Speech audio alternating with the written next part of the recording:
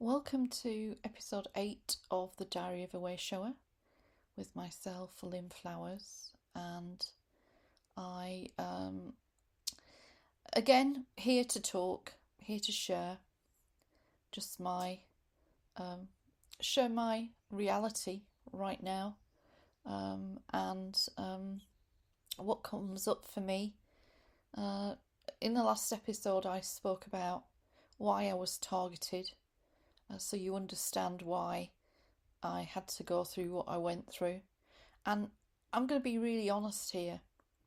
I always had a fear that people would judge me, for what I've been through, that they would consider me weak or inferior. you know, or how could you allow yourself to do this? How could you allow yourself to be targeted or abused or mind controlled? This was just my thought process, yeah. My thought process thinking, I can't talk about it properly. I can't because I don't want people to judge me.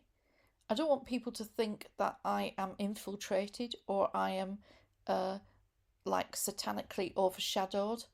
All of those things that you worry about, or that people won't come and work with me because of my history.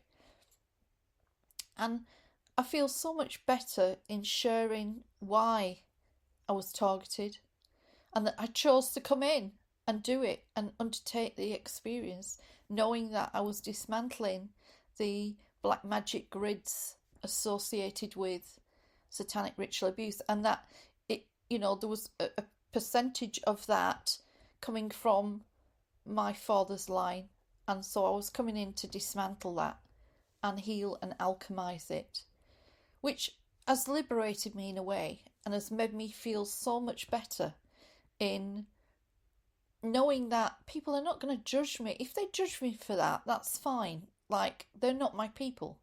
They are not my tribe. They are not my soul family. They are entitled to their own opinion of what they think. And another thing, me worrying about, because I do teach ascension. I teach, I know I'm a master healer, and I've got amazing healing techniques that I bring down from my I Am Presence and the Councils of Light. And I just, then you worry that people are going to think that you're tainted, or, like they don't work in your presence because you've been linked to satanic energy and all that. You know what I mean? All of that was running around in my brain and making me actually feel inferior, and almost wanting to hide, yet wanting to be of service, wanting to deliver that mission that I know I've got and the healing protocols I've got, because I've been through the experience, and as a way shower, I'm a 33 life path. I know that I'm way showing for others. So, just everything hitting in the mix. And it's interesting, before, I was just watching a video for a minute on YouTube.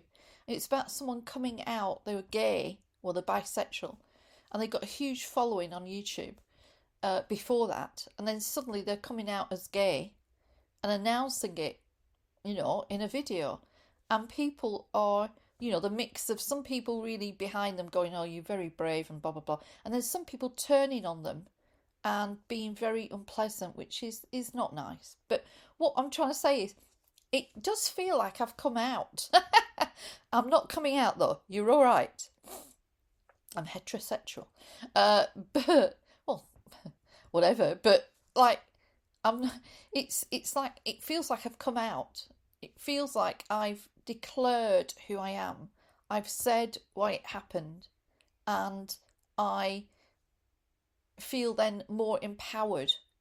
I feel more empowered to hold my head up high and be counted. So I do. I feel so much better. I feel so much more liberated by speaking out and explaining why this happened. Because, as I say, there's always a part of me, or there was a part of me, worried. And I've had people treat me that way, and that's fine. It's their journey, their reality. But I've had people treat me that way where they have like not trusted me and have said that to me, or that, you know, all these things. And of course, that hurts incredibly. But you have to move on. You have to just go on. And I know what it's like for people and survivors of MK Ultra and satanic ritual abuse, because they will be infiltrated, and I mean that. Like, they'll have lines of interference in them, and those lines of interference, if you know, if they're not at a stage where they're at tipping point where they can control that, then they can be manipulated. And you know, and so that is something that I am fully aware of within my own soul matrix. What I would say is that evidently, you know, my lines of interference started to fall away quite quickly, but and I evidently alchemized, inner alchemized lots of energetic like tags and things on me from the time I woke up, and that's why I now can explain, and it can explain to me why I seem to be on a deadline. It was like I was being pushed every day to go deeper into my own healing. Every day I was so diligent in writing down everything that I dreamt about, everything that came up, and then I asked the question, what's that about? And as I say, I had no idea I'd been MK Ultra'd or satanically ritually abused till 2020. So I woke up in 2009.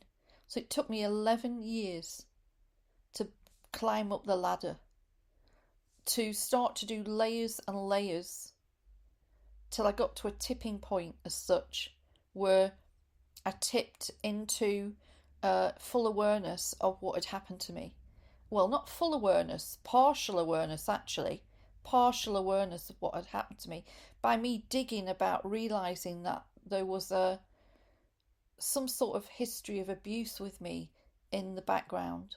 I mean, I've got so many stories about this, of what happened. Like, you know, one of the earliest memories of me realizing I think I've been abused was when I went for an activation, a causal activation up in the Midlands, and it was called Angelic Alchemy, and it was a day course, and I just kept being guided to go. And this was very early on in 2010, probably. Was it 2010 or 2011? Do you know, I can't remember. It'd be 2010. And it's so interesting now, I didn't hold on to that information. I couldn't. So I remember quite clearly doing this day course with this person, and they're doing an activation to clear your causal chakra, right? Now, that's the one above the crown chakra. Now, I remember sitting there, and as soon as she did it, there was like, I felt dizzy, and a thing dropped right in my head saying, your uncle, I won't say his name, but your uncle da da da abused you. That came right in at the moment of that activation. And then it seemed to float away. And I wrote it down in my journal, I remember that. But I was completely like, what? And it's really interesting that I like conveniently forgot that. It was like I wasn't meant to hold on to that, and I couldn't hold on to it with the mind control. So it sort of like went again. And that was 2010.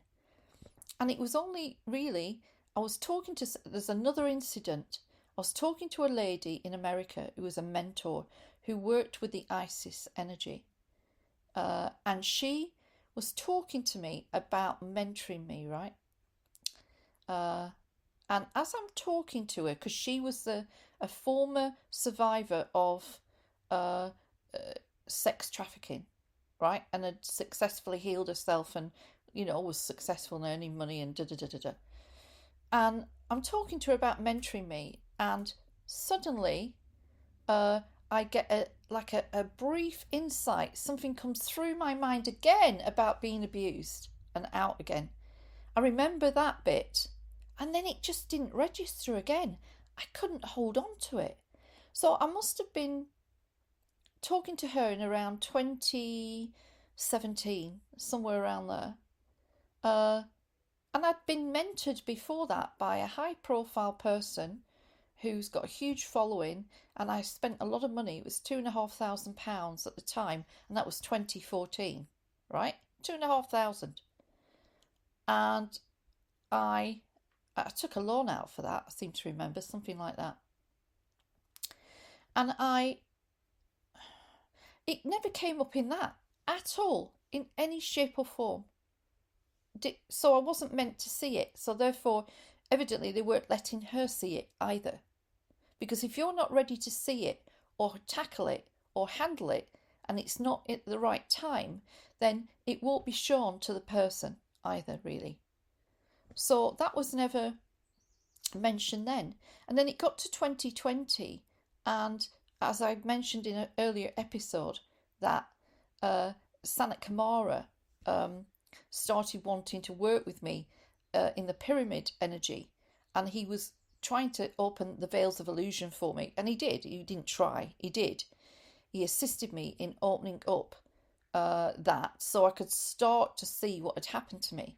Now, because I'd done years of soul healing for others and worked out some protocols and stuff like that, I suppose I was at a point where 2020 where I knew that I probably could bring the protocols quickly to sort myself out, because I did try going to group. I've said before, I went to a group work with this, and it just wasn't working. I knew it wasn't the way to do it, and you're not going to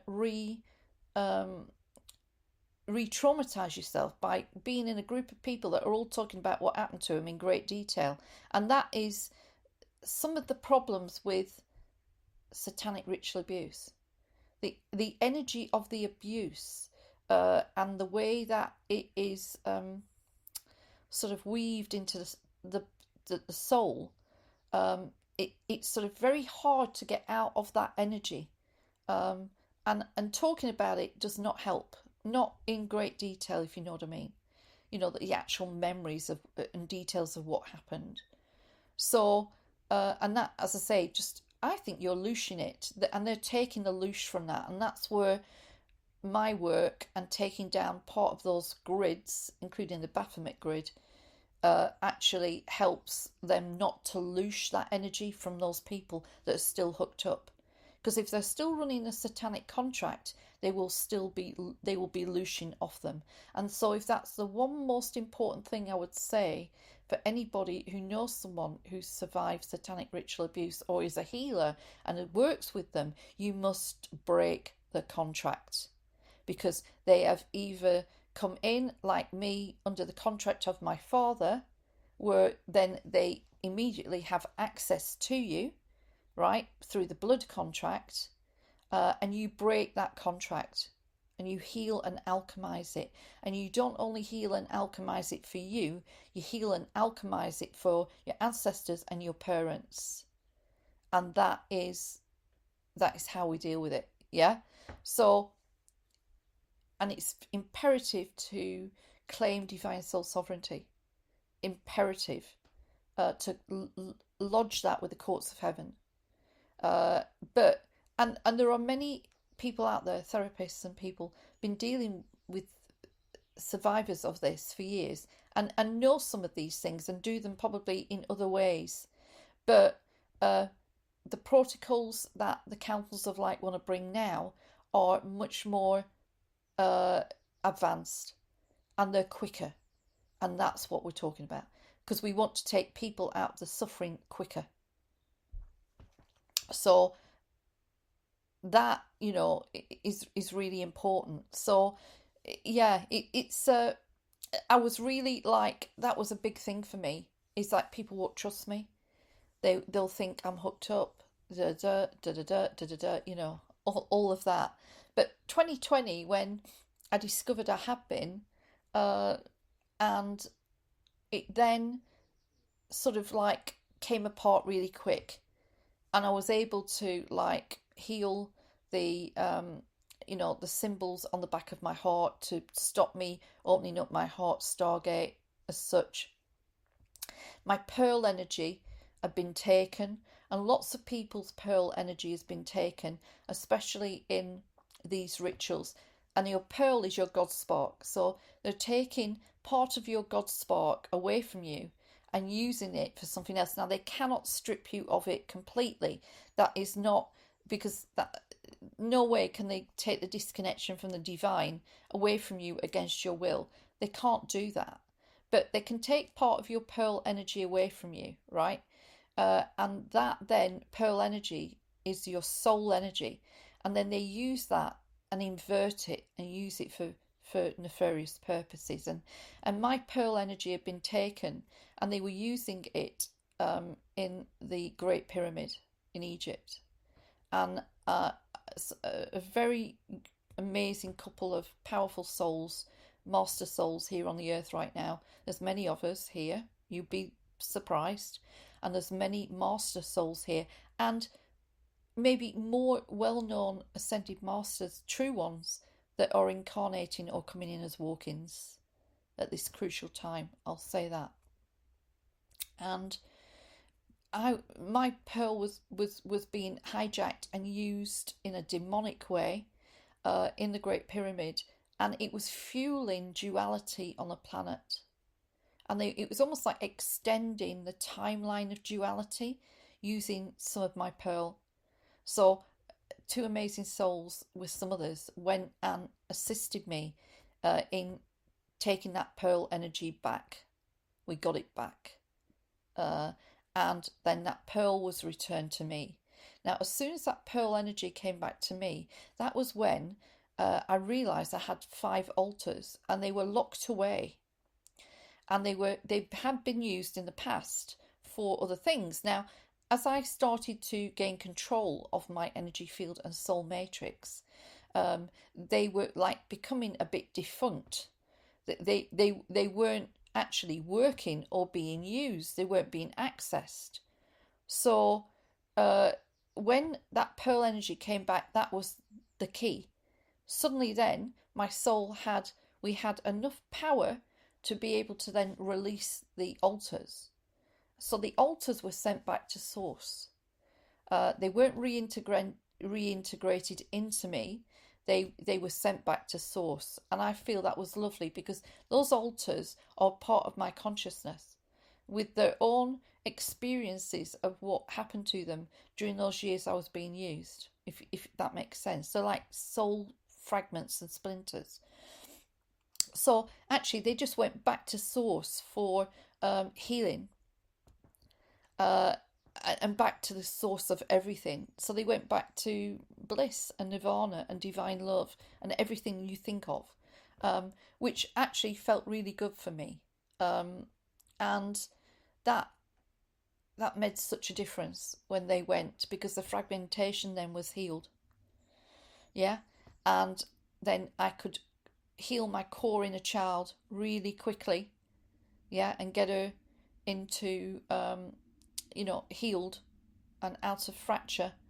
And then of course then that has a cascade effect on your energy field and soul matrix in a very, very powerful way. So that's the protocols, you see, that came from that journey with me. And I'm trying to skim over it because there's so much about that and so much that comes from that. But you can imagine, if I can heal from extreme fracturing of my inner child, and I can then, anybody can heal those fractures of whatever they are, whether it is just inner child abuse, and there's a fracture of their inner child, or they've got an inner child that is an aspect is trapped or been taken, or whatever. We can deal with all of that, and to actually though as well be able to heal the disassociated parts. So I must have had dissociated identity disorder, which I had it, and I had those altars, but I never ever experienced them consciously in any shape or form. Only when the pearl energy came back, I could hear them talking in my head. It was weird, and it freaked me out. And it only lasted a few days before they went. So they went within like 2-3 days. Boom, they were gone. And then everything it was just me. It was just me. But that was a really odd and weird experience, and I really would not want to live that again, to be honest. But it wasn't as scary as you think. And so there is the technology now to be able to send those alters back to source. So you can take someone who's got 29 different personalities, and you can send those personalities back to source, because they're just splits in the consciousness. So you're sending them back to the whole again. They don't need them, if you know what I mean. So, that's something amazing that came from that. And yeah, it is possible. You can heal all of that. It's entirely possible. But as I say, it was a bit of a scary thing. But I now realise that my soul, wow, I was compensating really well. I suppose due to the strength and the resilience I've got, and my core inner strength, I was able to operate and not even realise they were there. It's like a bizarre thing. I didn't even dream about them. I never even dreamt about them before I knew they were there. So you can imagine, you send those back to source and they've gone, you get your full pearl back, and that full pearl is your power, is your light, and then you are almost like fueled up. It's like your rocket fuel.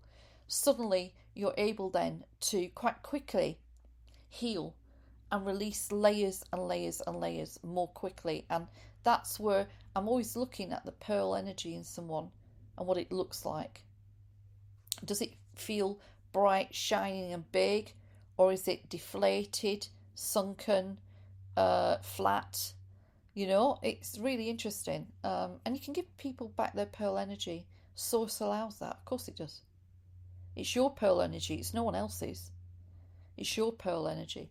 But that's the God spark, you see. So the pearl energy, the God spark, sitting in the higher heart, the 8th chakra.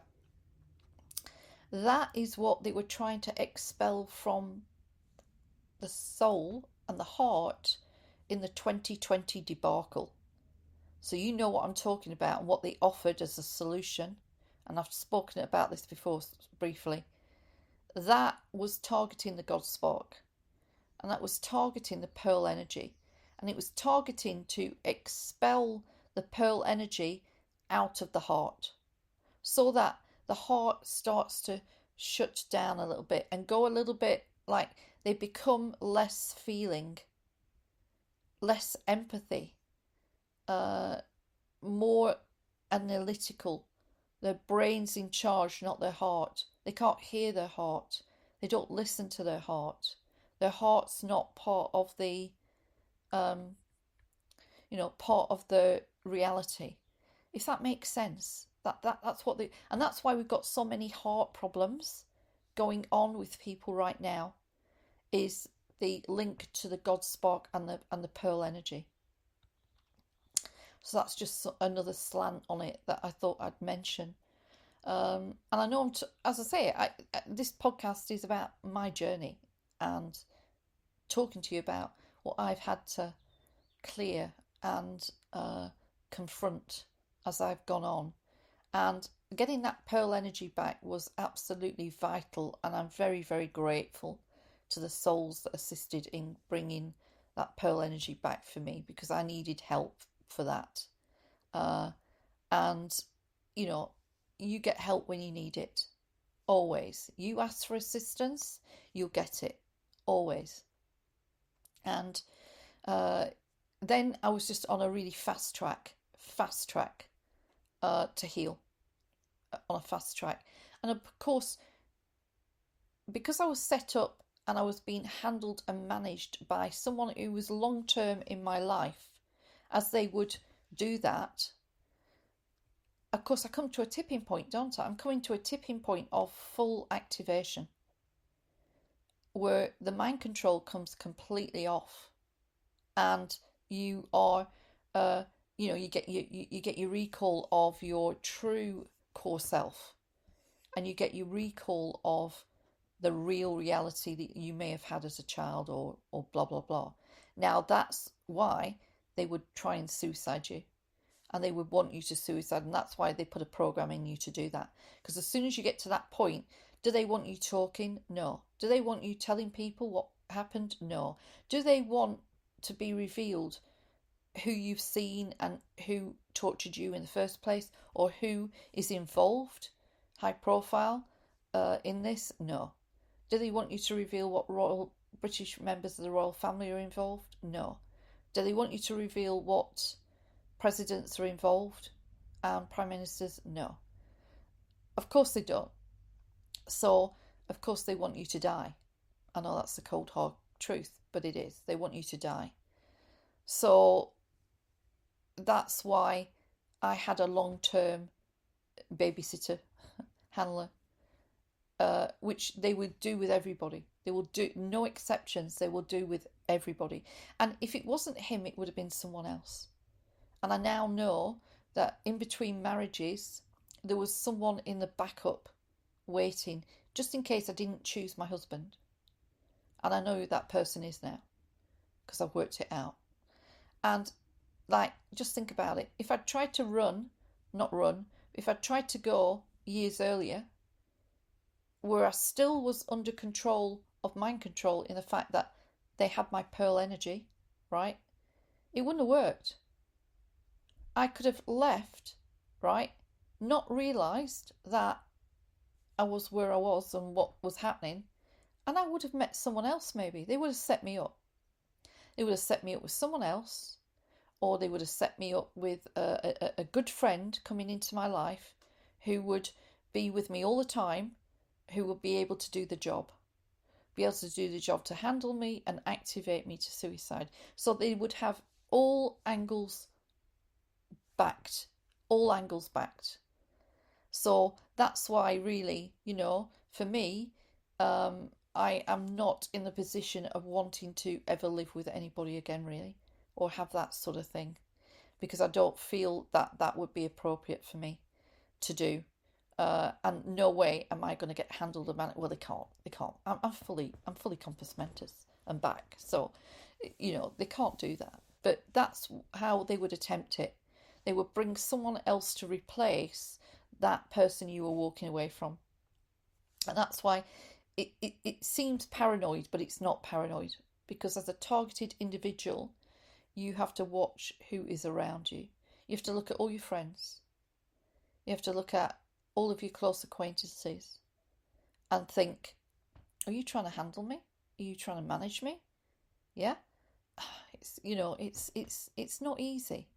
It's not easy, and that's a sad thing. That's a sad thing in what you've been through, and then you have to still be careful. And you do have to be careful, and I am very blessed that I am very overlighted. I have the councils of light watching over me.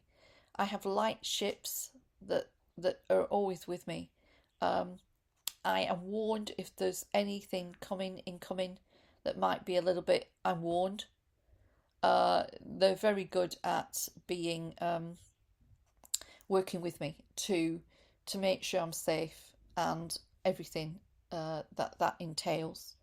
And you do have to be aware of people coming into your life, even though I am such a friendly person and I love talking to people and I love being with people. And that's one thing I've missed a little bit by living on my own recently and whatever, is that I miss that.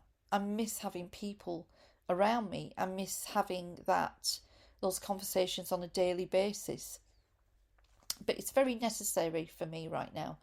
And but you just got to be careful that there isn't someone coming in to your immediate circle that has got trouble in mind. Now, it could be they're mind controlled and they don't know. And that's so sad, because they consciously will not be showing any signs that they are controlled. You wouldn't know. You wouldn't know. And they will be friendly and loving, but it's really interesting. I can really tell nowadays. I can really tell when someone is under the influence. I got that inner intuitive feeling. I know when something's off.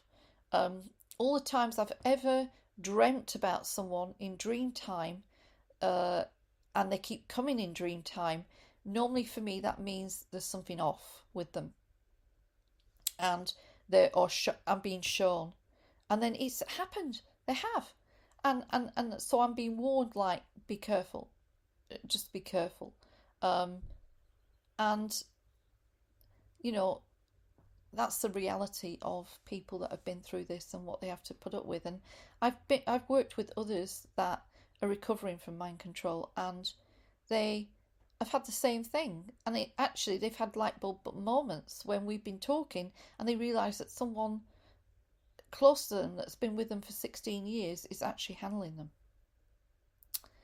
And is what we mean that by that is they're being monitored, they're being controlled. They are reporting back to the energies and the frequencies and the beings and whatever that are wanting to control that person, and keep them quiet, or keep them in a particular energy or space or reality. So the person around them will be reporting back, or influencing them in a very clever way. And that was what was happening to me with my husband. So he was very clever in how he did it. I can see it now. Didn't want to handle the bank account, didn't want to handle any money, left all the bill paying, all the worrying, all the money transfers, everything to me. He didn't want to know, which is a form of control in itself, because that is a very clever way of putting all of the responsibility onto the other person, who then has to worry unnecessarily about things that should be shared and should be managed between you. And if we were, I don't know, like a big bill came in and we weren't expecting it, whatever, he didn't give a damn. He didn't, it was me who was having to try and find the money for that. What can I pay and I can't pay? Robbing Peter to pay Paul sort of thing. What can I not pay so I can cover that bill because it's like the car's broken down, or whatever it was. That's a form of control, a very clever form of control. Lots of other things I now see as red flags that I didn't see before. And that can happen in any relationship, where you're in a narcissistic relationship, or you're in a relationship where that other person is immature, won't take responsibility, is not a 50% partnership, who is expecting you to be their mother or whatever. Or if a man's listening to this and they're expecting you to be their father, if you're with another person where the woman's acting like that, you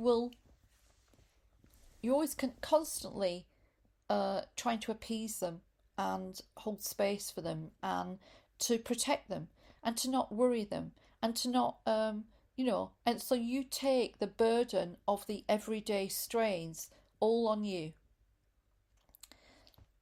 And I think that's a natural for us as empaths anyway, and that we want to make everybody better. We want everybody to be happy, and that is people pleasing. That is also part of trauma response for any type of abuse you've been through as a child, or any type of scenario you've had as a child where you were parentified. You had to be the parent, and I had that running as well with my mum. Mum was under mind control, evidently. Oh God, it just goes on and on and on. My mum was very sort of that way of, I was like helping her as a child, and I had all my stuff going on at the same time. not taking responsibility to be that. And I don't know how I've been with my children, and there is a fallback now on my children and what's happened to them and what they have had to put up with me, how I was as a mother, as a younger woman. And I can see now, I'm sure there must have been times when I was, I wasn't what I should be. I don't mean abusive, but like, just like, I was in my own bubble anyway.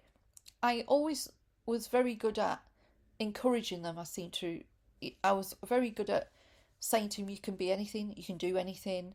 Uh, and I wasn't critical. I don't think. I think I was encouraging, and I think they both said that they felt that I went a lot calmer when I woke up in 2009. I could get really like emotional and very like, but after 2009, when I woke up and started to meditate, started to try all these different ways for inner calm, they said I changed, and suddenly I was calm, in control. I was very steadfast with them, and quite sort of, they knew where they stood with me, and I was very supportive. So that's good. So at least they had enough time. They weren't youngsters when I woke up, but they were teenagers, or just coming into. One was a teenager, one was just coming into being a teenager. So at least they had those years with me where I was more calm and together. I wasn't fully out in the woods, but I had those coping skills, and I was giving that example to them of meditation, and doing all and little rituals and going to Glastonbury and taking them, and so I was giving them a little bit more of a spiritual background. So I'm pleased that I managed to wake up when I was 44, so that they had that part of me, at least, in those very important years for them. So that is a blessing, and that makes me feel so much better that they had that. But yeah, I do feel more liberated. I feel like someone who comes out and says they're gay or whatever. I imagine that's how it feels. You feel true and authentic for now. You've told everybody what happened. You're telling people who your true core self is, and it is liberating, because being authentic is your powerful core self. I mean, that's where we manifest from, and where we really get the work done and rise up in consciousness rapidly, when we reveal our truth, when we say who we are, when we align who we are with what we are every day, and how we appear to the world is us, in all our authenticity and truth.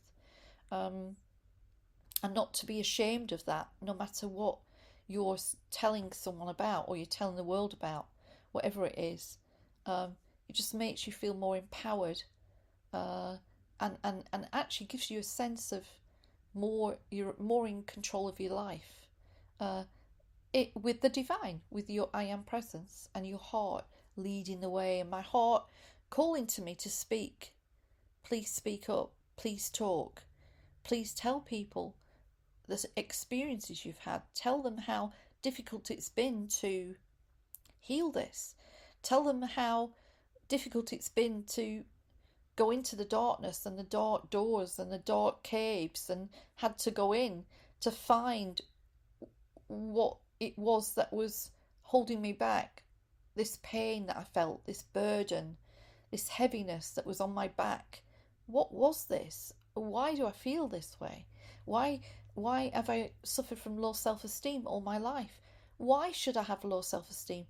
Yeah, that's what I was asking. Like, why have I got low self-esteem, low confidence? Why? I know I'm very capable, so why have I got it? And then realising why. Because of these big core wounds that I was carrying, that I didn't even know I had. And it's not easy. It's not easy to walk this path, no matter whether you've been through this or not. We've all been through trauma in our lives. So many people have been sexually abused. So many people have been astrally abused. So many people have had narcissistic parents. So many people have had narcissistic partners. So many people have had experiences and trauma, and some of them might not consciously know they've had that experience. They didn't realise it was abuse. They didn't realise it was trauma. I mean, oh my goodness me, there are so many different ways that we could be walking around with trauma or abuse, and we'd not even realise we've been abused. I mean, that's.